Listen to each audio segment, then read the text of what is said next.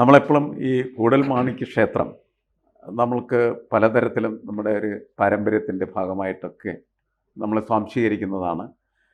അതുപോലെ ഇരിങ്ങാലക്കുട എപ്പോഴും ഞാൻ കഴിഞ്ഞ കുറച്ച് നാളുകൾക്ക് മുമ്പ് അവിടെ ക്രൈസ്റ്റ് കോളേജിൽ അവിടെ ഒരു സെമിനാർ, വിഖ്യാതമായ കോളേജാണല്ലോ ക്രൈസ്റ്റ് കോളേജ്.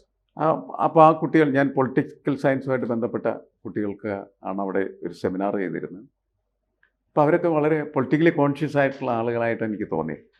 നമ്മളിപ്പോൾ ഈ തെരഞ്ഞെടുപ്പിനെ കുറിച്ചൊക്കെ സംസാരിക്കുന്നത് 1957 സി അച്യുതമേനോൻ അല്ലേ? ഓ തീർച്ചയായിട്ടും.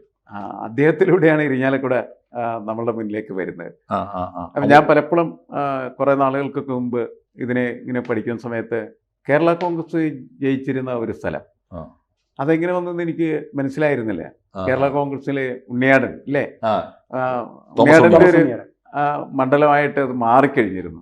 അതായത് അച്യുതമേനോന്റെ നിയോജക മണ്ഡലം ഉണ്ണിയാടിൻ്റെ നിയോജക മണ്ഡലമായിട്ട് മാറുക. കുറേ കാലങ്ങൾക്ക് മുമ്പ് നമുക്കറിയാം അവിടെ നമ്മുടെ ഇടയിൽ വന്ന ദീർഘകാലത്തെ നമ്പാടൻ മാഷ്, പിന്നെ ഇന്നസെന്റ് എന്തായാലും അത് നമ്മുടെ ലോക്സഭാ തെരഞ്ഞെടുപ്പിലേക്കാണല്ലോ പോകുന്നത്. അതെ അതെ, ഒരു ചിരിയുടെ നാര് അല്ലെ, ചിരിയുടെ വേര് നമ്പാടൻ മാഷ് ചിരിപ്പിച്ചതുപോലെ കേരളത്തിലെ ഏതെങ്കിലും രാഷ്ട്രീയക്കാർ കേരളത്തിലെ ജനങ്ങളെ ഇന്നസെന്റ് ചിരിപ്പിച്ചതുപോലെ മലയാള സിനിമാ പ്രേക്ഷകരെയും ചിരിപ്പിച്ചിട്ടുണ്ടാവില്ല.